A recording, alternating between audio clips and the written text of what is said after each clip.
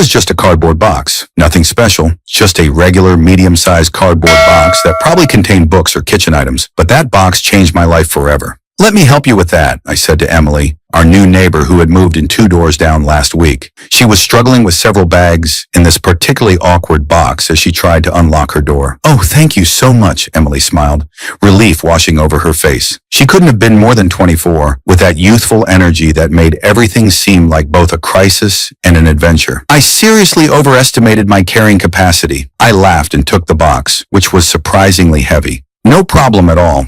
We've all been there. Moving is the worst." Emily unlocked her door and I followed her inside, placing the box where she indicated in the living room. The apartment was a mirror image of ours, except hers was filled with that chaotic energy of half-unpacked boxes and mismatched furniture that characterizes every new beginning. "I really appreciate it, John," she said. "I've met so many neighbors already, but can't remember everyone's names." "That's what neighbors are for," I replied, heading toward the door. "If you need anything else, my wife Sarah and I are in 3B. Don't hesitate to knock." The entire interaction lasted maybe 3 minutes. That's it. 3 minutes of basic human decency that somehow transformed into the catalyst for destroying my 13-year marriage. I didn't know it yet, but Sarah had been watching from our window the whole time. When I returned to our apartment, I found her standing in the kitchen, arms crossed tightly across her chest, her face a mask of cold fury I hadn't seen before. "Have fun?" she asked, her voice dripping with sarcasm. I opened the refrigerator, grabbing a bottle of water, completely unaware of the storm brewing. "What do you mean?" "I saw you with her," Sarah said, her voice rising slightly. "Our new neighbor, young, pretty, needed a big, strong man to help her?" I nearly choked on my water. "Are you serious right now? I helped her carry a box inside, that's it." "Oh, I'm sure that's all it was," Sarah said, her eyes narrowing. "I saw how she looked at you, and how you looked at her." "Sarah, I literally just helped her with a box. It took 3 minutes. I was being neighborly." "Neighborly," she repeated, as if the word itself was evidence of something sinister. "Is that what they call it now?" I stared at her, genuinely confused. Nothing in our 13 years together had prepared me for this level of irrational jealousy. Sure, we'd had our rough patches, especially in the last year as we both approached milestone birthdays, me at 39 approaching 40, her at 37. But this was something entirely new. "You know what?" Sarah said, her voice now eerily calm. "You're sleeping on the couch until you apologize." I blinked, certain I had misheard her. "Apologize? For helping a neighbor carry a box? For flirting with her right under my nose?" Sarah's voice rose to a shout. "For embarrassing me? For making me look like a fool?" "I wasn't flirting with anyone," I shouted back, my confusion giving way to anger. "This is insane, Sarah. You're seeing things that aren't there." "Until you admit what you did and apologize," she said, her voice dropping to a cold, determined tone I'd never heard before, "you're not welcome in our bedroom." With that, she turned and walked away, slamming our bedroom door with enough force to rattle the pictures on the wall. I stood there in our kitchen, water bottle in hand, completely stunned. What had just happened? How had an act of simple kindness been twisted into something sordid? And more importantly, what the hell was I supposed to do now? That night I did sleep on the couch. Not because I accepted her ridiculous ultimatum, but because I was too angry to deal with the confrontation. Our couch, a stylish but thoroughly uncomfortable sectional we'd bought during more prosperous times, seemed to have a special talent for finding pressure points in my back I didn't even know existed. By morning, my anger had crystallized into something harder and more resolute. I wasn't going to apologize for something I didn't do. I wasn't going to validate this bizarre jealousy by giving in to it. And I certainly wasn't going to spend another night on that medieval torture device disguised as a couch. After a silent breakfast where Sarah pointedly ignored me while scrolling through her phone, I made my decision. If she thought banishing me to the couch would break me, she had severely miscalculated. Our apartment had a small storage room off the kitchen that we'd been using for holiday decorations, tools, and the various accumulations of life. It was about 8 feet by 10 feet, small but not impossibly so, and it had a window. I spent that Saturday cleaning it out, hauling boxes to our actual storage unit in the basement of the building. I swept, I scrubbed, I painted. I made 3 trips to IKEA and 1 to Best Buy. By Sunday evening, I had transformed the storage room into a respectable bedroom. A twin bed with a memory foam mattress, a small desk for my laptop, a comfortable chair, a floor lamp, and even a small bookshelf. When Sarah returned from her sister's place Sunday night, she found me hanging a curtain rod over the window of my new room. "What are you doing?" she asked, her voice a mixture of confusion and irritation. "Solving a problem," I replied without looking at her. "You banished me from our bedroom, but you didn't specify I had to sleep on the couch. You're turning our storage room into... what exactly?" "My bedroom," I said simply, testing the sturdiness of the rod, "for as long as this ridiculous situation continues." "You can't be serious," she scoffed. "Just apologize and stop this nonsense." I turned to face her fully. "I have nothing to apologize for, Sarah. I didn't flirt with Emily. I helped her with a box. That's it. And I'm not going to lie and say I did something wrong when I didn't." Her face flushed with anger. "So this is your solution? Moving out of our bedroom?" "You moved me out of our bedroom," I corrected her. "I'm just making sure I have somewhere comfortable to sleep until you come to your senses." "Fine," she snapped. "Do whatever you want, but don't expect me to make this easy for you." I had no idea what she meant by that, but I would soon find out. The next morning, I woke up surprisingly well rested. The twin bed was actually quite comfortable, and the room, though small, felt cozy rather than cramped. I had hung some of my favorite photos on the wall, mostly landscapes from our travels before things got complicated, and the morning light filtering through the curtains gave the space a peaceful glow. My contentment was short-lived. When I entered the kitchen, Sarah was just finishing her coffee. "I'm not cooking for you anymore," she announced without preamble, "and I'm not doing your laundry either.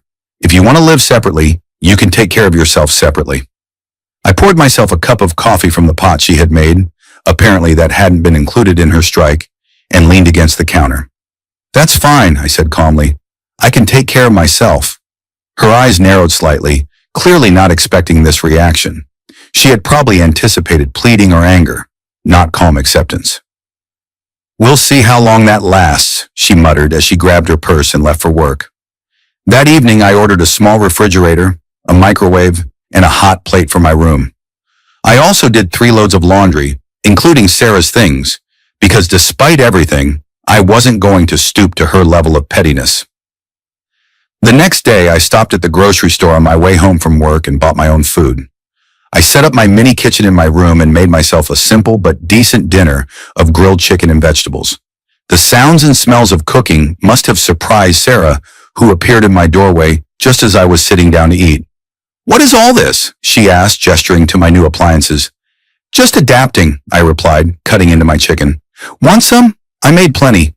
"No," she said, her voice oddly strangled. "I don't want any of your food." "Suit yourself," I shrugged, continuing to eat. She lingered in the doorway for a moment longer, then turned away without another word. I heard her order delivery 20 minutes later. Over the next week, my little room evolved even further. I added a small TV mounted on the wall, a better desk chair, and a set of noise-canceling headphones that proved invaluable as Sarah began her next phase of attack. Noise warfare. It started with her watching TV at maximum volume late into the night.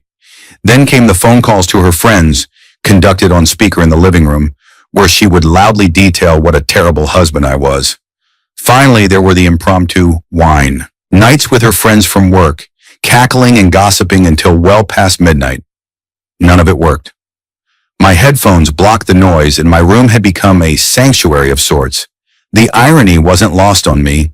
In trying to punish me, Sarah had inadvertently given me something I hadn't realized I needed. Space. Space to think, to read, to work on the certification courses I'd been putting off for years. In the quiet of my room, with Sarah's chaos muffled by technology, I found myself more productive and centered than I had been in years. This only seemed to infuriate her more. "You think you're so clever with your little bachelor pad," she spat one morning, 3 weeks into our standoff. "Everyone thinks it's pathetic that you won't just apologize." "Who is everyone?" I asked mildly, not looking up from my coffee and newspaper. "My friends, my sister, everyone I've told about this situation." "And have you told them the truth about what happened?" I asked. "Or your version where I was somehow seducing our new neighbor by carrying a box?" Her silence was answer enough. "That's what I thought," I said. folding my newspaper and placing it on the counter. Look, Sarah, this has gone on long enough. I didn't flirt with Emily. I was being a decent human being. Your jealousy and this punishment are completely out of proportion. If you just apologize. For what? I interrupted, finally allowing my frustration to show. For something I didn't do? No, that's not how this works. That's not how our marriage should work. We're supposed to trust each other, not create tests and traps. Trust has to be earned, she shot back. And what have I done in 13 years to make you think you can't trust me? I asked, genuinely curious. Have I ever given you any reason to doubt me before this? Instead of answering, she grabbed her purse and stormed out. The conversation was clearly over, but the war was just beginning to escalate. That evening, I received a text from an unknown number. Hey, John, it's Emily from 3D. Just wanted to check if everything's okay. I ran into Sarah in the hallway and she seemed really upset. She said some weird things about us that confused me. I stared at the message, my stomach knotting. So Sarah had confronted Emily directly. This was getting out of hand. Hi, Emily, I replied after careful consideration. I'm sorry about that. Sarah and I are going through some marital issues right now, and she's got it in her head that there was something inappropriate about me helping you that day. Obviously, there wasn't. I'd appreciate it if you could just keep your distance from both of us until this blows over. Nothing personal. Of course, came the swift reply. I'm so sorry you're dealing with this. For what it's worth, I told Sarah nothing happened and that you mentioned her right away when we met. Hope things get better. I thanked her and deleted the conversation, not wanting Sarah to find it and twist it into more evidence. But the exchange left me deeply unsettled. How many other neighbors had Sarah confronted with her delusions? How far was she willing to take this? The next day, I came home from work to find 2 police officers at my door. My heart rate immediately spiked. Had something happened to Sarah? Was there a break-in? Are you John Mitchell? One of the officers asked. Yes, I replied, my mind racing with worst-case scenarios. Is everything okay? Did something happen to my wife? No, sir. Your wife is fine. She called us regarding a dispute about room occupancy in your apartment. I stared at them, momentarily unable to process what I was hearing. I'm sorry, what? Your wife has alleged that you've unlawfully taken over the guest room of your shared apartment against her wishes, the second officer explained, looking slightly uncomfortable. It took every ounce of self-control not to laugh in their faces. Instead, I took a deep breath and said, Officers, I appreciate you responding, but this is a private matter between my wife and me. We're having some marital difficulties. I've been sleeping in what was our storage room, not a guest room, and there's nothing unlawful about a husband using a room in his own home. The officers exchanged glances. Do you both own this apartment, sir? Yes, we're both on the lease and the mortgage. The first officer nodded. Then you have every right to use any room in the apartment. This is a civil matter, not a criminal one. Sarah appeared in the hallway behind them, her face a mixture of anger and embarrassment. He's taken over the room without my permission, she insisted. He's moved all his things in there. Ma'am, the second officer said gently, as your husband just explained, if both your names are on the lease, he has as much right to use any room as you do. We can't force him to sleep where you want him to sleep. This is ridiculous, Sarah muttered. So he can just do whatever he wants? Within the confines of the law, you both have equal rights to the apartment, the first officer explained. If you can't resolve this dispute between yourselves, you might want to consider mediation or legal counsel. After the officers left, Sarah and I stood in tense silence in our living room. I can't believe you called the police, I finally said, my voice quiet but intense. Do you have any idea how serious that is? How embarrassing.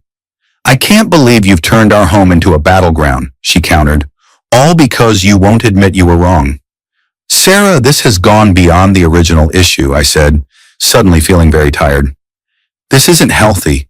This isn't how married people should treat each other. Then sleep in our bed and act like my husband. Under your conditions, after you tried to have me removed from my own home by the police? No, that's not happening. I walked past her to my room and closed the door firmly behind me.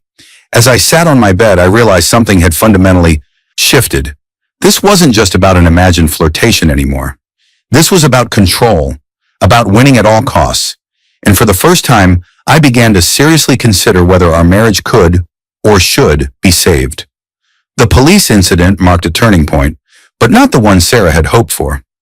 Far from intimidating me into submission, it made me realize I needed to protect myself. The next day, I installed a lock on my door and set up small security cameras in my room and the common areas of the apartment. I wasn't paranoid, I was being prudent. My foresight proved justified only 3 days later when I returned from work to find scratch marks around the lock on my door and a bent butter knife on the kitchen counter. Sarah had tried to break in while I was gone. That night, I sent an email to a divorce attorney a colleague had recommended, requesting a consultation. This had gone beyond a spat or a rough patch. This was becoming dangerous. When I confronted Sarah about the attempted break-in, she didn't deny it.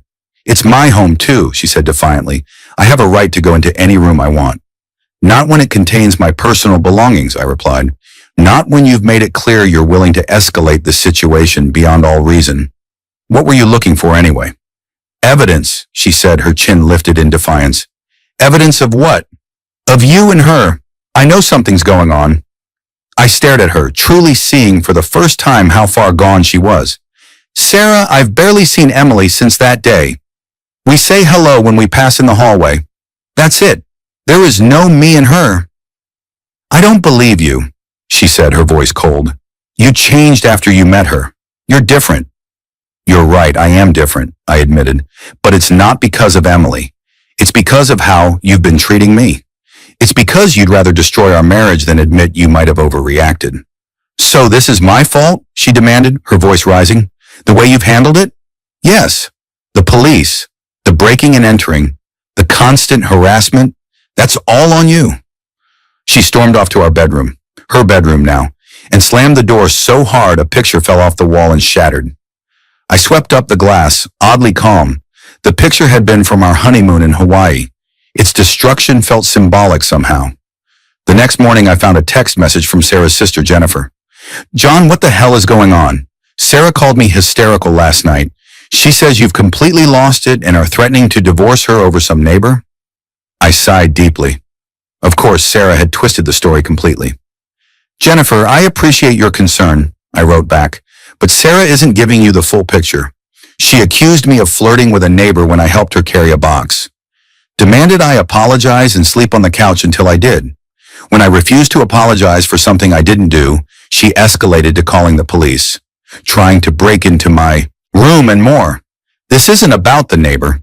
This is about Sarah's behavior, which has become increasingly concerning." Jennifer's reply came an hour later. "I don't know what to believe anymore. She's been acting strange for months, even before this incident. Maybe this is about more than just a neighbor." That gave me pause. Had there been signs I'd missed? Had Sarah been struggling with something deeper that I'd failed to notice?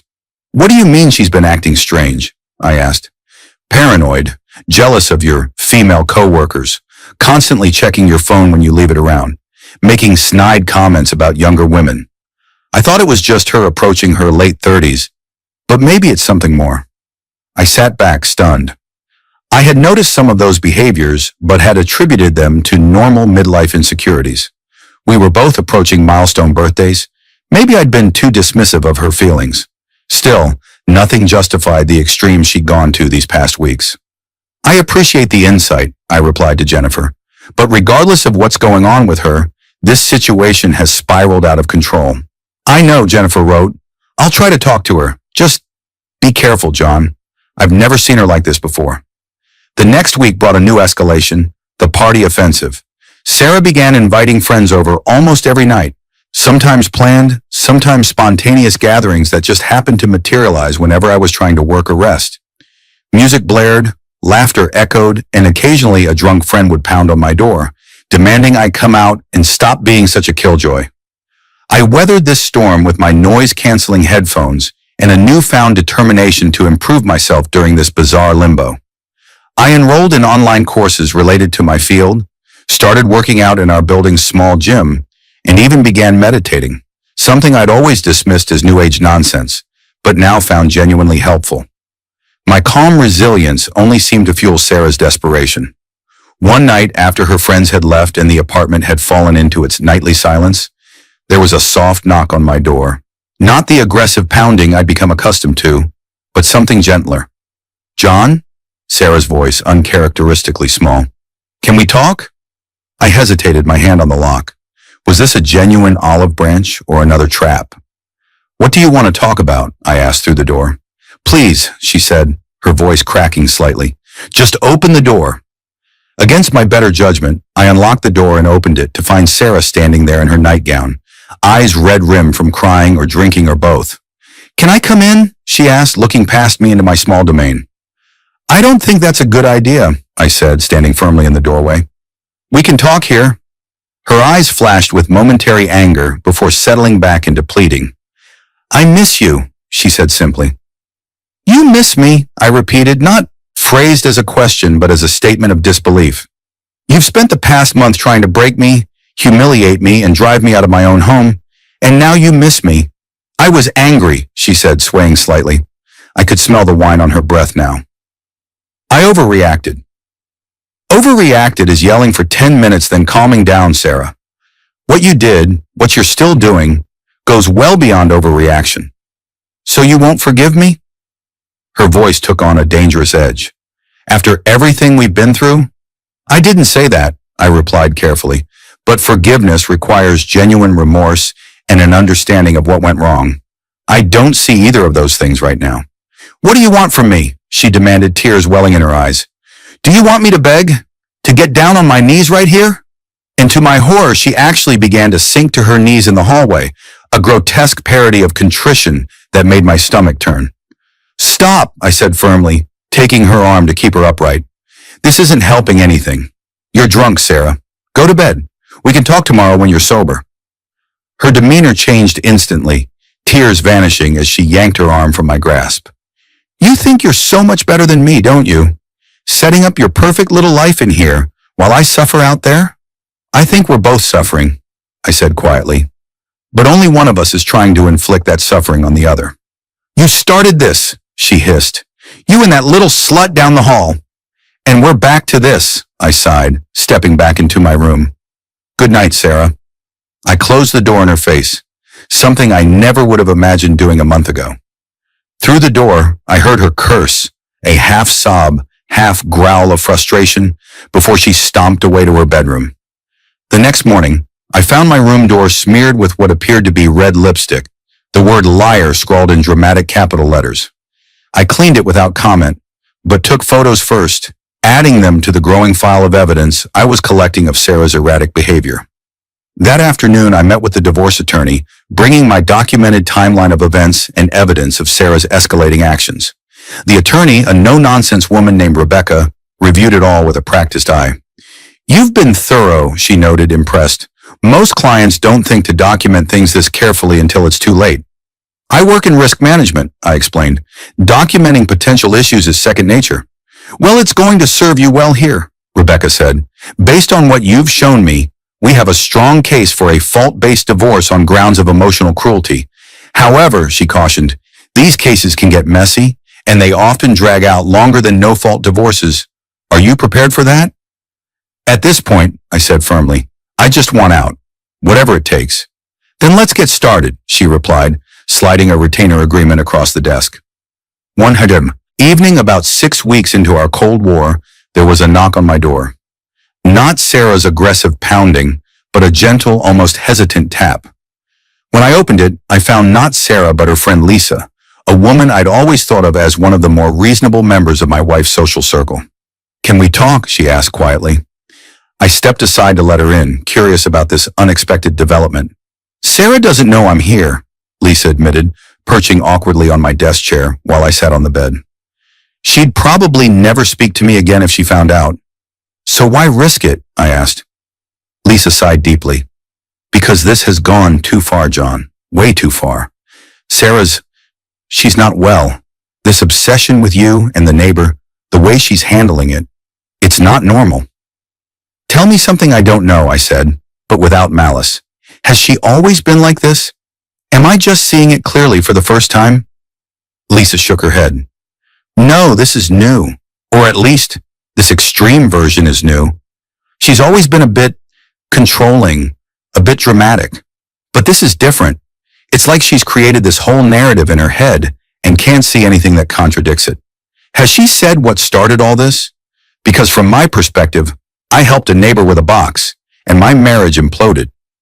It's more than that, Lisa said carefully. It's been building for a while. Her turning 37 hit her harder than she lets on. And then you and Emily. There is no me and Emily, I interrupted firmly.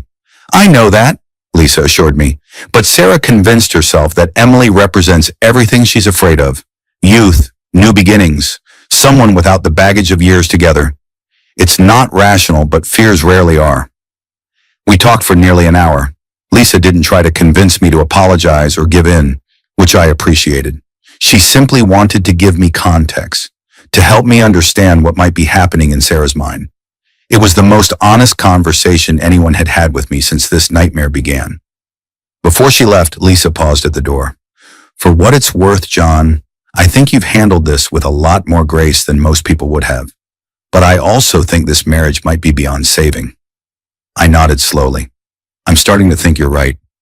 The next day, Sarah brought in the big guns, a professional mediator, not a marriage counselor or therapist who might actually address the underlying issues, but a mediator whose job was to help us reach an agreement. The mediator, a friend of Sarah's sister, arrived on a Saturday morning when I was usually in my room working on my certification. John, Sarah called through my locked door, Marianne is here to help us resolve this situation. I opened the door to find Sarah standing with a professionally dressed woman who looked deeply uncomfortable. I didn't agree to mediation, I said calmly. Well, you've refused to be reasonable for weeks now, Sarah countered. Something has to give. I looked at Marianne, who had the grace to appear embarrassed. Are you a licensed mediator? I asked her. I am, she confirmed, though I should mention that I usually don't work with people I have a personal connection to. But given the circumstances, given that Sarah didn't tell you the full story, I suggested. Marianne's slight flinch told me I'd hit the mark. Look, I said with a sigh, I'm happy to talk, but there's nothing to mediate here. I didn't do what Sarah accused me of doing. I won't apologize for something I didn't do. And frankly, after 6 weeks of harassment, property damage, and even involving the police, we're well beyond a simple apology fixing anything. You're just being stubborn, Sarah exploded. All of this could end if you just admit what you did. I turned to Marianne. You see the problem? She wants me to admit to something that never happened. How do you mediate that? Marianne looked increasingly uncomfortable. Perhaps we could start by each of you describing what you believe happened without interruption from the other person? Fine, I agreed. But can we do this in the living room like adults rather than crowded in my doorway? We moved to the living room, and I went first, describing the simple act of helping Emily with a box and Sarah's subsequent accusations and ultimatum. I detailed the escalating tactics she'd employed over the weeks that followed, keeping my tone as neutral as possible despite the subject matter. When it was Sarah's turn, she painted a very different picture. One where I had been openly flirtatious, where Emily and I had shared meaningful glances, and where I had lingered in her apartment for suspicious amounts of time. In her version, my refusal to apologize was proof of my guilt, and my elaborate room setup was a calculated move to hurt her. When she finished, Marianne was silent for a long moment. Have either of you spoken to Emily about this? She finally asked. Absolutely not, Sarah said quickly. I wouldn't give her the satisfaction. I haven't either, I said, deciding not to mention Emily's text message. It seemed inappropriate to drag her into our marital problems. Marianne nodded thoughtfully. Sarah, based on what you've both shared, I have to ask, what would an acceptable resolution look like to you? What specifically do you want John to do? He needs to admit he was flirting with her, apologize sincerely, get rid of this ridiculous room, and commit to being a faithful husband, Sarah said promptly, as if she'd rehearsed the answer. And if he apologizes but maintains he wasn't flirting, would that be acceptable? Sarah's eyes narrowed. No, I know what I saw. He needs to admit the truth. And John, Marianne turned to me, what would an acceptable resolution look like to you? I considered my answer carefully. At this point, I think we need professional help. Real marriage counseling, not mediation. Sarah's reaction to this incident and everything that's followed suggests there are much deeper issues at play. If she's willing to work on those with a therapist, I'd be open to trying to rebuild. If not, I let the sentence hang unfinished. So you're making demands now, Sarah snapped. No, I said quietly. I'm being honest about where we are. This isn't about the box or Emily anymore. It's about trust, respect, and how we handle conflict. We've lost all three. So this is my fault? Sarah's voice rose higher. It doesn't matter whose fault it is, I replied. What matters is whether we can fix it. By me giving in to your demands. I shook my head, suddenly bone-tired. That's not what I said, Sarah. But I'm not going to sacrifice truth and self-respect to play along with games. That's not love. It's manipulation. Sarah burst into tears then. Not the controlled, manipulative tears I'd seen her use before, but raw, ugly sobs that seemed to come from somewhere deep inside her. Without another word, she ran to the bedroom and slammed the door. Marianne and I sat in awkward silence for a moment. I'm sorry, she finally said. I don't think I can help you two right now. This situation is beyond my scope as a mediator. I know, I said simply. Thank you for trying. After she left, I returned to my room, sat on my bed, and allowed myself to feel the full weight of what was happening. Our marriage was failing, not because of a box or a pretty neighbor, but because something fundamental had broken between us, something that had perhaps been cracking for years without either of us noticing or admitting it. For the first time since this began, I wept.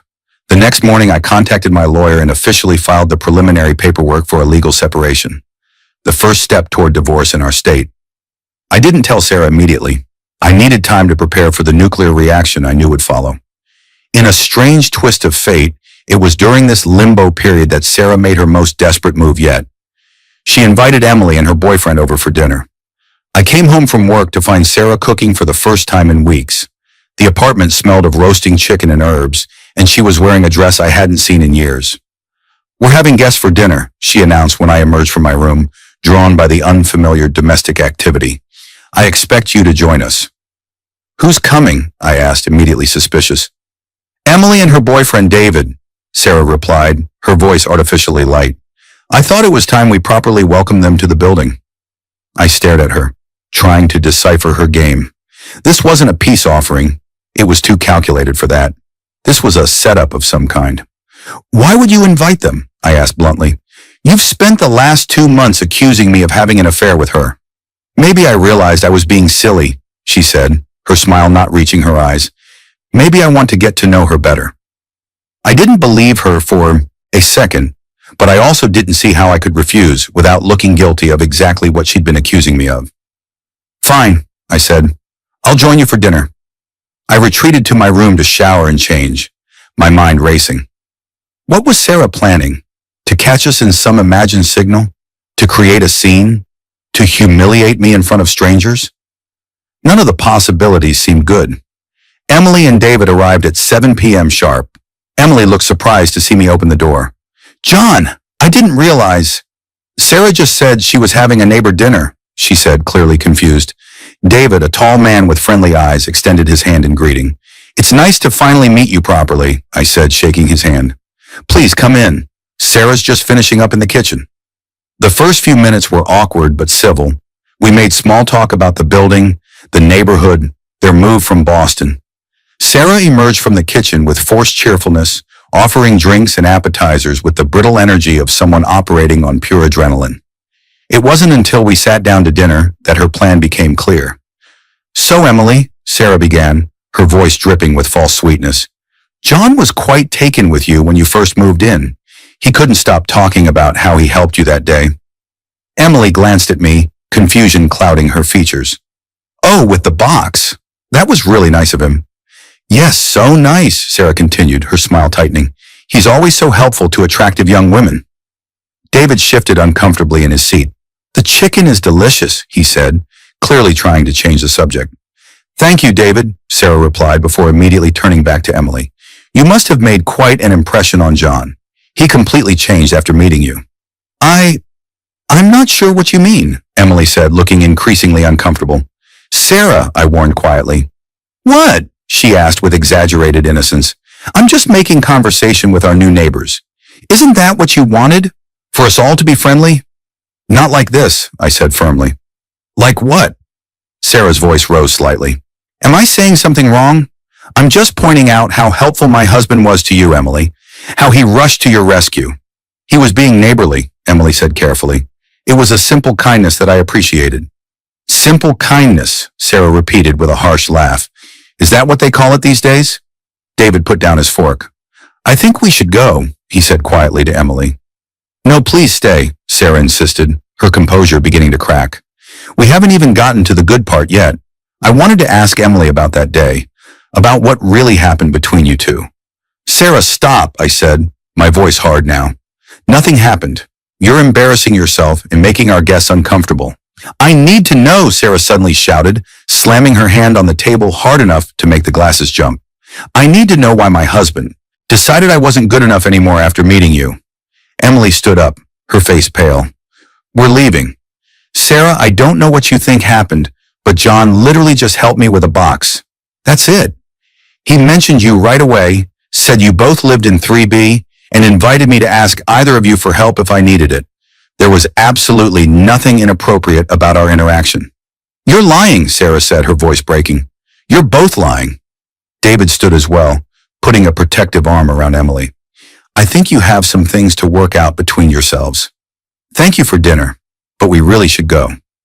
As they headed for the door, Emily paused and looked back at me with genuine concern.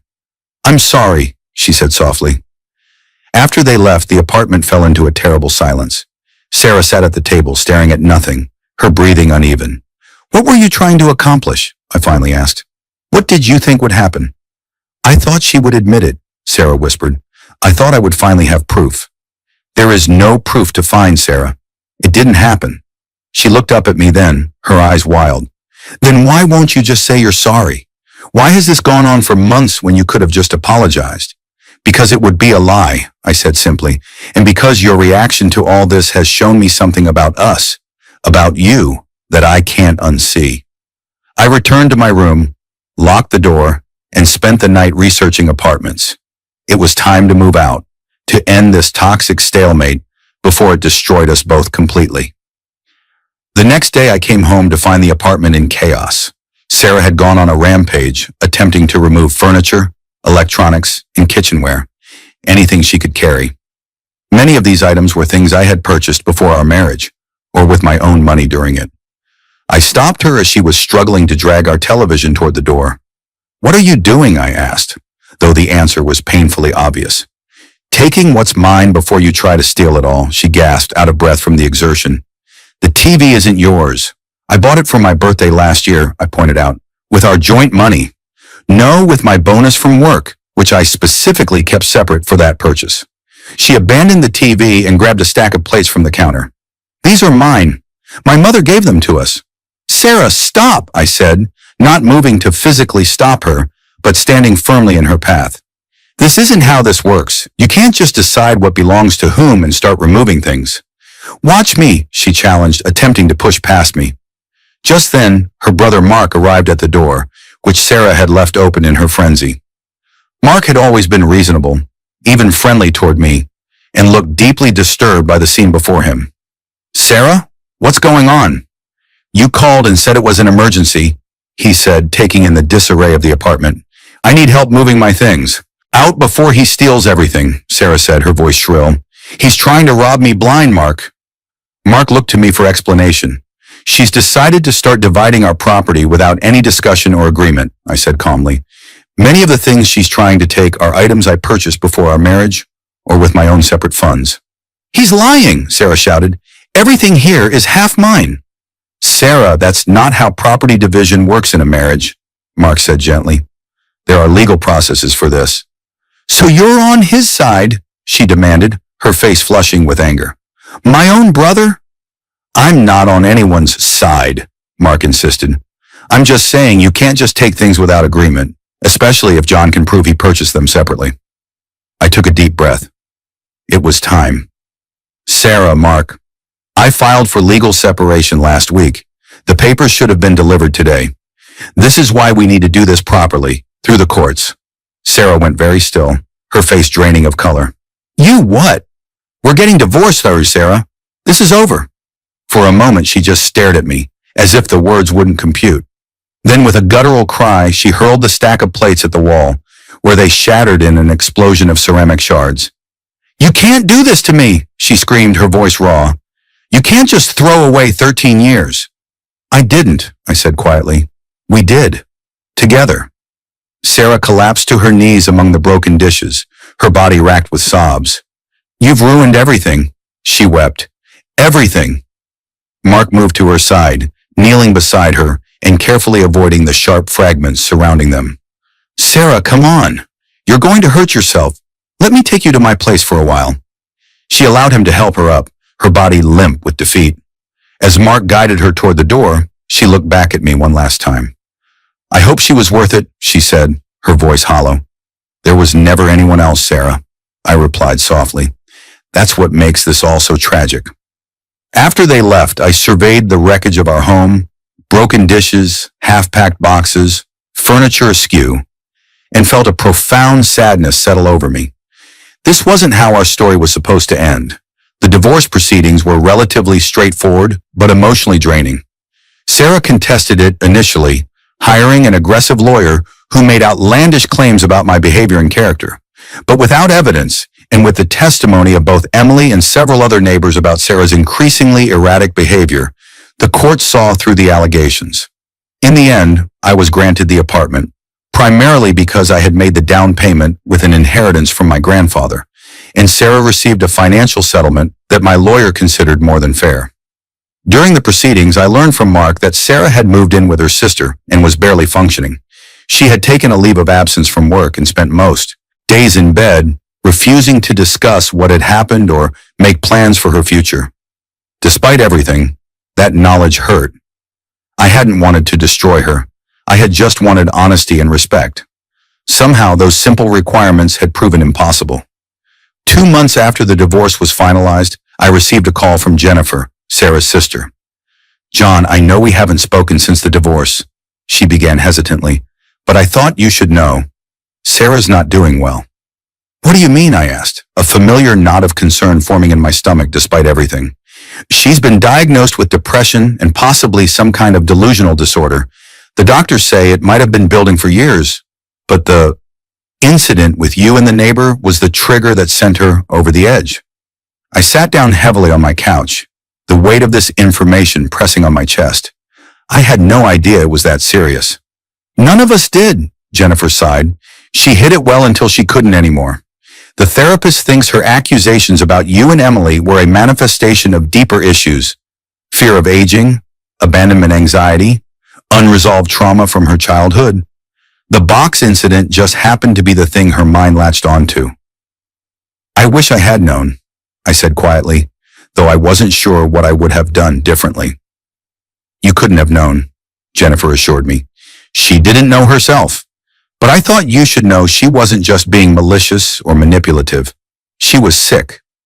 After we hung up, I sat in silence for a long time, processing this new context for everything that had happened. It didn't excuse Sarah's behavior, but it helped me understand it in a way I hadn't before.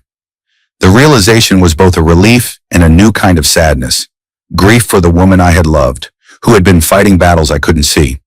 A week later, I received a letter from Sarah's rehabilitation center. Her handwriting, once so familiar, now seemed like the script of a stranger. "John," she wrote, "I'm writing this as part of my therapy. I'm supposed to make amends to those I've hurt. I don't know if that's possible with you, but I have to try. I'm sorry for what I put you through. I was in a dark place and couldn't see clearly. The doctors tell me I was experiencing paranoid delusions, but that doesn't make what I did to you any less real or painful. I don't expect forgiveness, but I want you to know I'm getting help now. I hope someday I can make sense of everything that happened. Until then, I'm trying to get better. Sarah."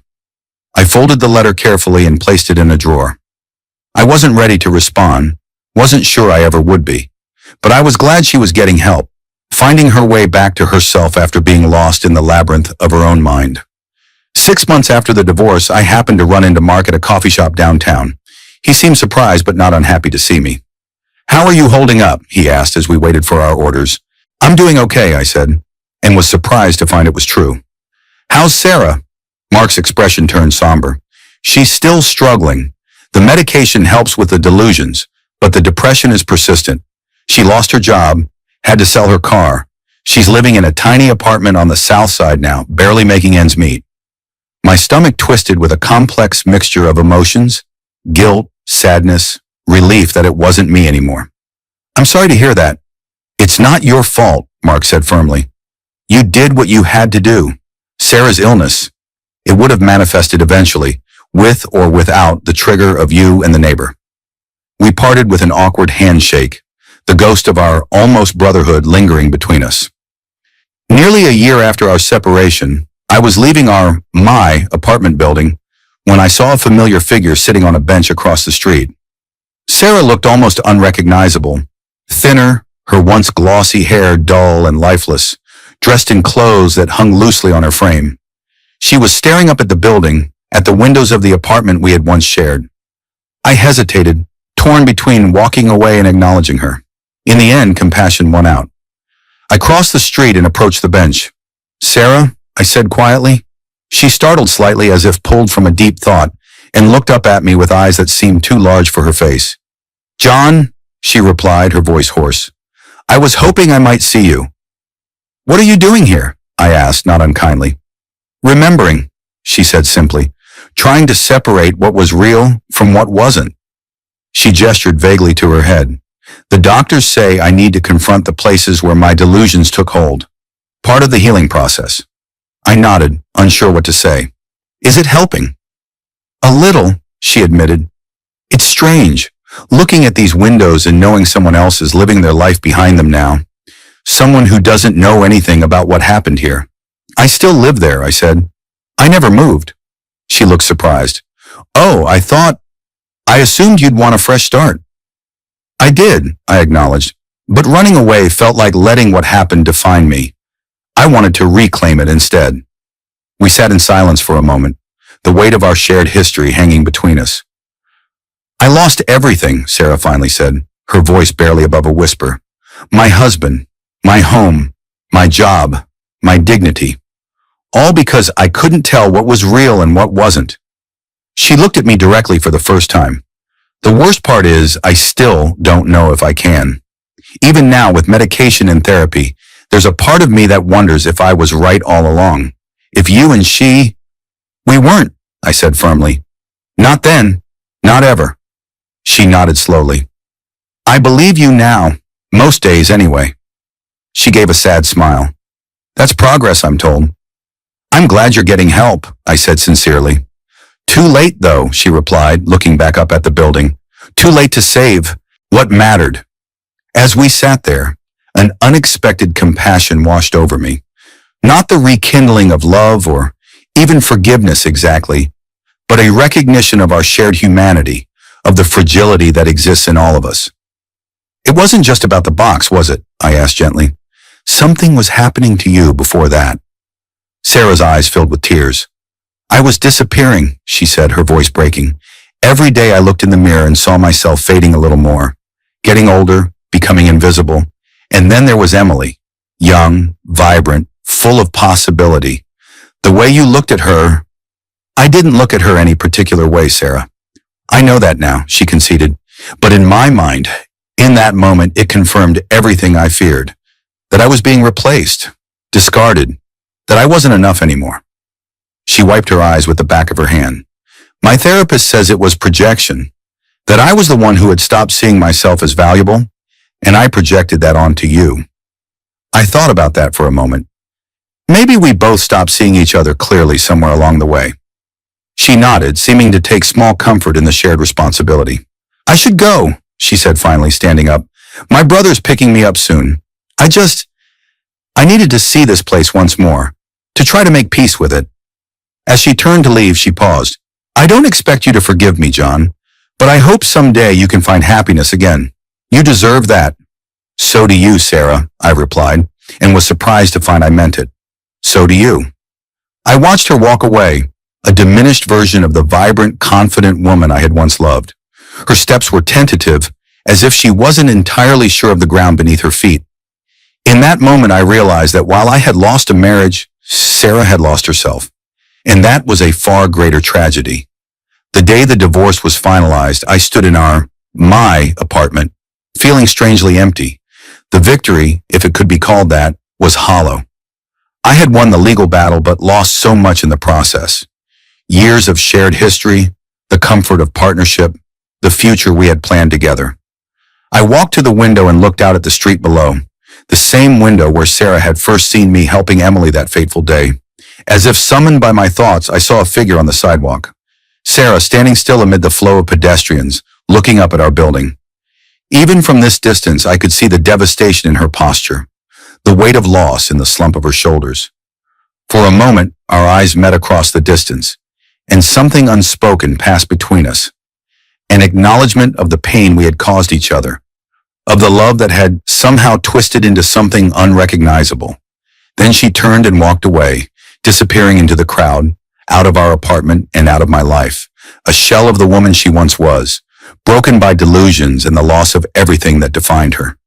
I pressed my hand against the cool glass of the window, a gesture of farewell to the woman I had once promised forever to, and whispered the truth I had maintained throughout our ordeal. I just wanted honesty, not victory. But as I turned away from the window to face my empty apartment, the ghost of our marriage lingering in every corner, I knew that in the end, neither of us had truly won. We had both lost something precious, something that no court settlement could ever replace. The difference was, I still had a future to build. Sarah had been left with nothing but the ruins of her past and a mind she could no longer fully trust, a punishment far more severe than any I could have wished upon her. As for Emily, she and David moved out 3 months after the divorce, too uncomfortable with the lingering aftermath of being unwitting catalysts in our destruction. I sometimes wondered if, in another life, another timeline, we might have actually become friends, or maybe even something more. But that possibility, like so many others, had been consumed by the fire of Sarah's delusions, leaving nothing but ashes where a future might have grown. That night, I dismantled the room that had become my refuge during the war. It had served its purpose, but now it stood as a monument to conflict, to division. I would transform it back into a storage room or perhaps a home office, something new, something unburdened by the weight of our battle. As I took down the curtains and stripped the bed, I found myself thinking about the cost of principles, about the fine line between standing up for oneself and losing everything in the process. I had maintained my truth, refused to validate a lie, and in doing so, had watched my marriage crumble into dust. Was it worth it? I didn't know. Maybe I never would. But as I moved through the quiet apartment, slowly reclaiming it as my own space, I made a silent promise to myself. Whatever came next, whatever new beginning awaited me, I would carry this lesson with me. That sometimes the greatest tragedy isn't losing someone you love, but watching that love transform into something you no longer recognize and being powerless to change its course.